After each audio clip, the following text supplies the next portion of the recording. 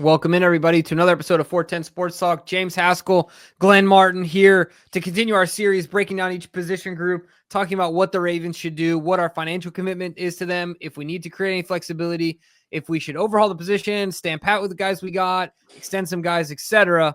We'll give you our thoughts there moving forward. But before we get into that, as always, it's the off season. Things are getting hot and heavy, so make sure to hit the subscribe button. Make sure to turn on notifications. Free agency's coming up. The Ravens will be re-signing guys and hopefully signing some new guys.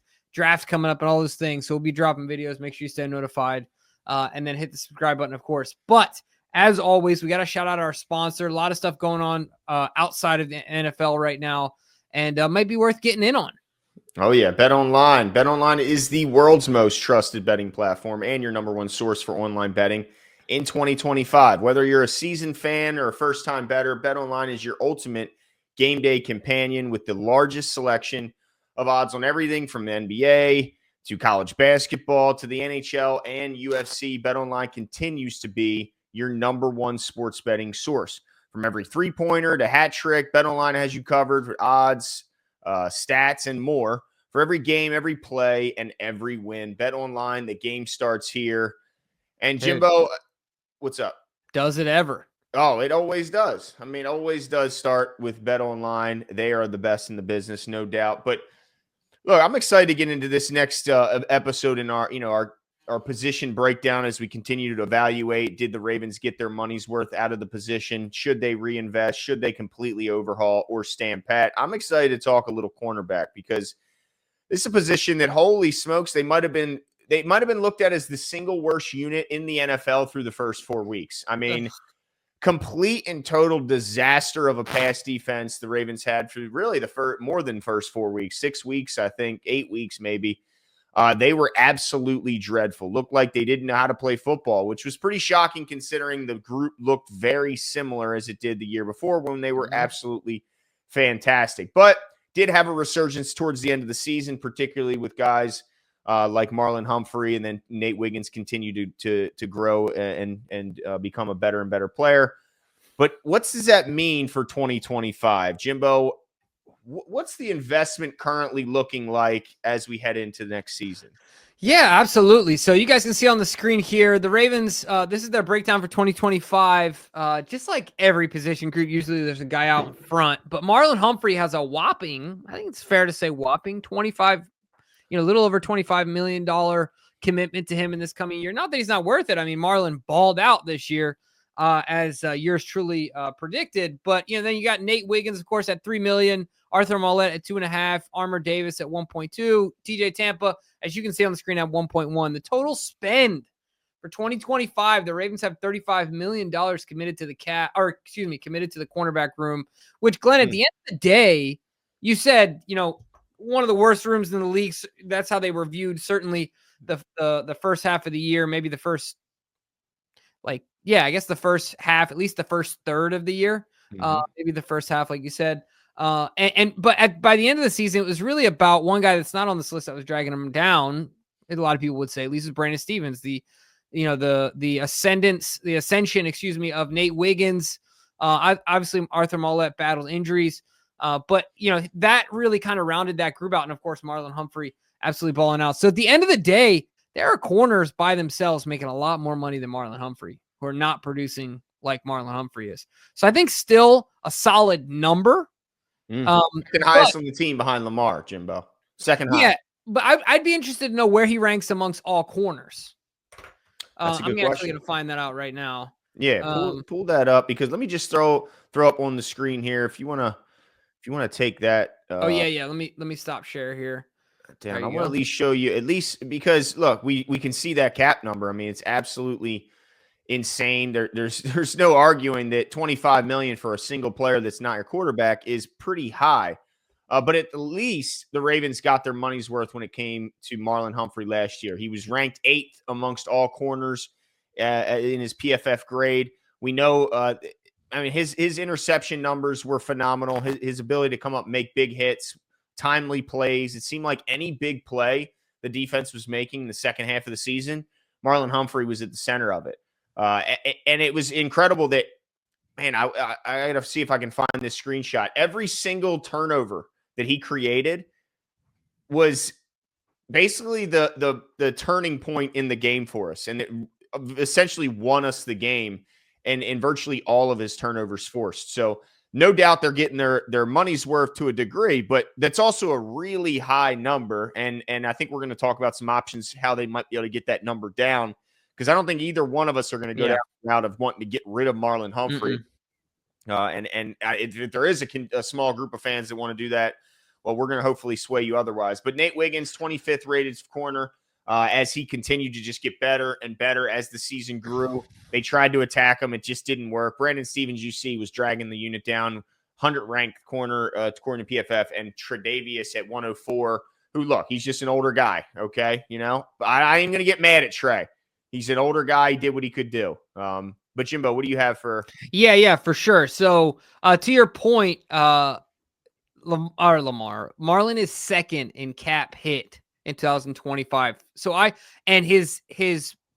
now he's sixth in this contract in comparison to his peers. He's the sixth in the annual yearly average or the annual value. It's a shade under 20, but certainly it's balloons in this year, 25. Can you guess who's in front of him? In front of Jalen? For this year cap hit, Jalen, dude. That guy can. I don't even want to know how much money that dude's made. $27 million cap hit. That is Jalen Ramsey. Yeah. Wow. For the Miami Dolphins. But yeah, Marlon is right there at 25 million. And then, you have Jair Alexander at 24, Denzel Ward at 22.5. So yeah, I mean, to your point, it's a number that's got to get addressed at the end of the day. Yeah. And I think that this is a lot of the rooms we've talked about so far is kind of stand pat, let it ride. But this is a prime candidate to, one, create some cap space, two, sign a guy that we love and he embodies everything there is to embody about being a Baltimore Raven. He loves being here. We love having him. We love the way he plays football. And so I think it's a no-brainer. The real question, and I'm assuming you agree with me on that one, but the real question is going to be the number, right? Yeah. He's what, 29 going on 30? He's not getting any younger, Jimbo. No. So what's the number and what's the years? That's the tough part. But do you agree he's a prime candidate for extension and that's the way they should address this? Well, I think the worry is the extension worry is that his age, he's getting older. He did have 1 year that was incredibly riddled with injuries, and it set him back, but bounced back in a big way. So the question is, do they extend him or do they restructure? Because I think there is an ability, right? Is there not an ability to restructure, create void years? I think that is something that the Eagles have done and made famous. If you look at their total money, it's absolutely insane when you include the void years that they're kicking out. But I do think an extension, look, he'll be 29 at the start of the season, I believe.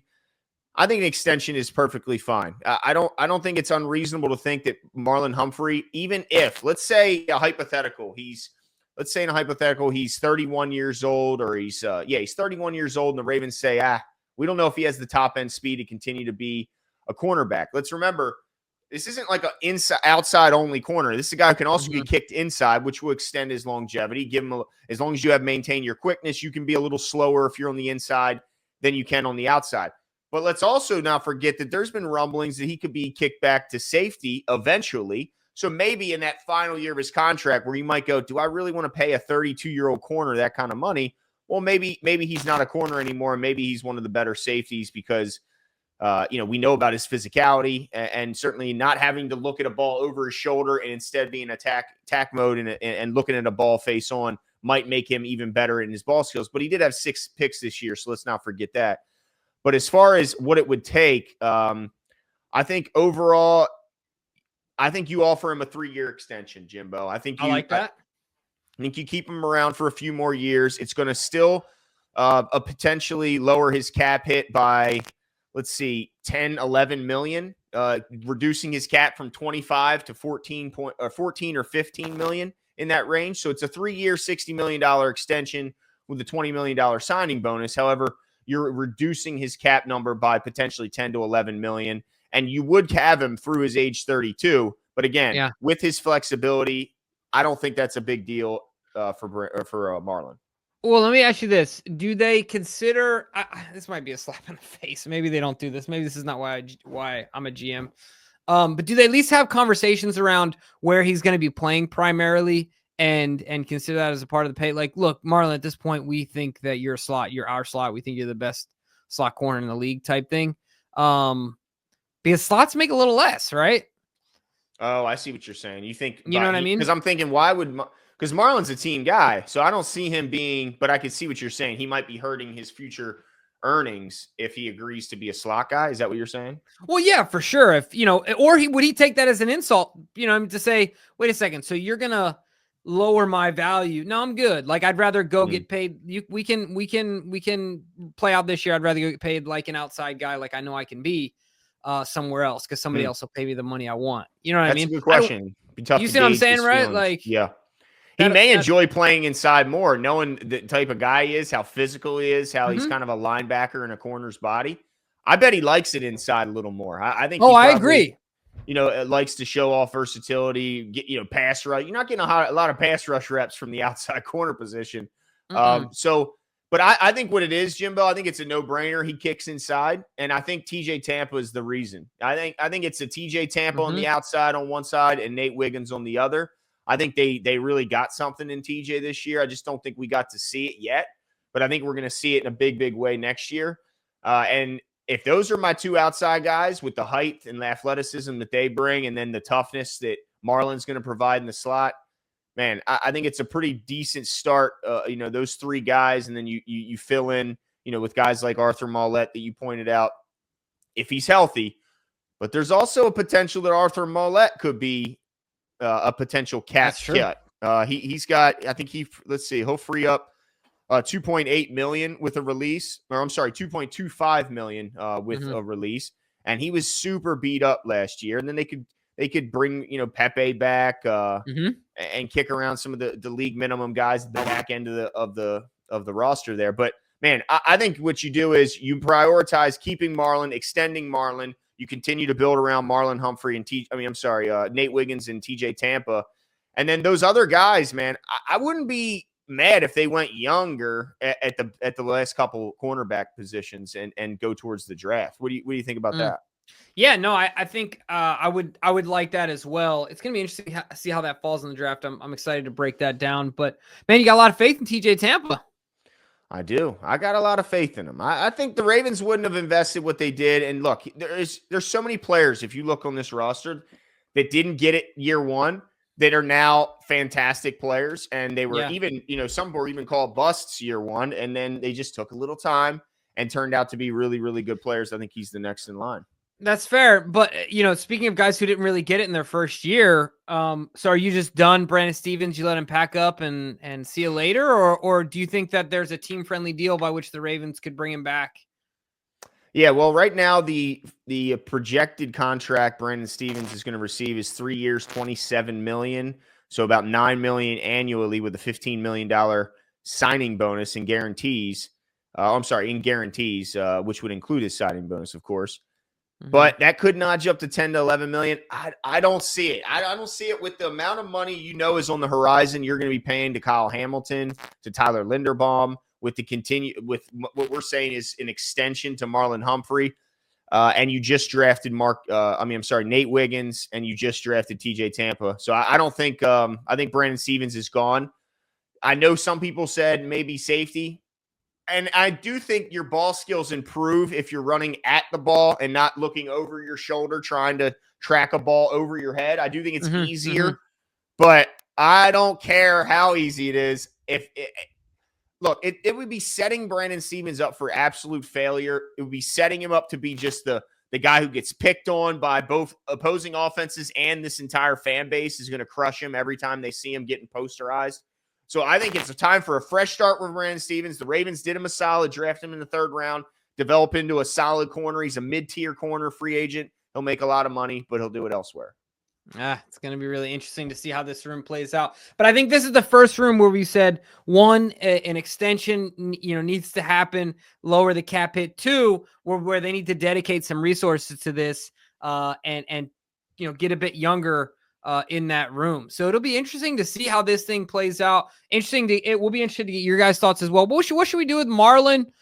I mean, I think Glenn and I both agree that he's a Raven and we'd like him to stay.